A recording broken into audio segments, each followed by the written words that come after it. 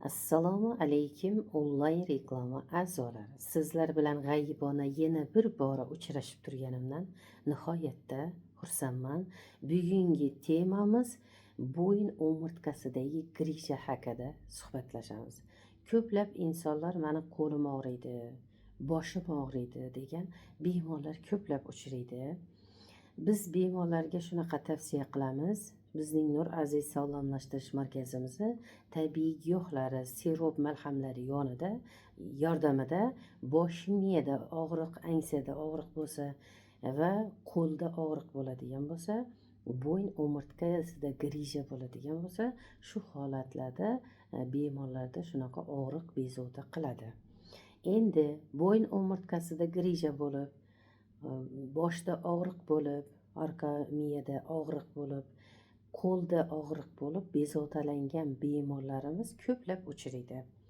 Qayta davolandim, shifo topolmadim degan bemorlar ko'plab uchraydi.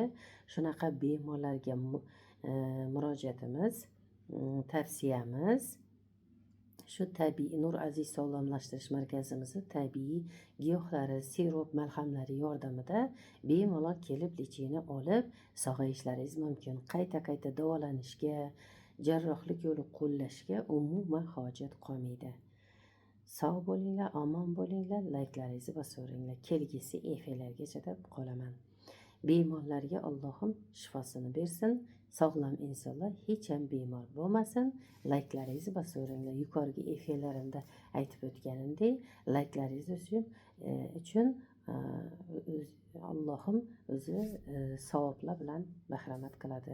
Shuning uchun siz laykingiz bilan ko'p insonlar sog'ayishiga muvaffaq bo'lasiz va efirlarimizni ko'p insonlar ko'rishga muvaffaq bo'ladi. Ko'p insonlar ko'rsa, shularning ichidan tuzaladigan bemorlar kelib chiqadi. Xudo xolasa, tuzalgandan keyin sizga Alloh tomonidan savob yog'iladi. Yuqorgi efirlarimda aytib o'tgandek, siz bitta laykingiz bilan bitta bemor sog'ayadigan bo'lsa, Allohning qudrati ila muborak Allohning uyida ro'za Ramazon oyida bitta tuya so'yib 1000 ta ro'zadorga Allohning uyida iftorlik bergan savobga ega bo'lasizlar. Shuning uchun layklaringizni bosaveringlar. Sog' bo'linglar, omon bo'linglar. Kelgusi efirlargacha deb qolaman.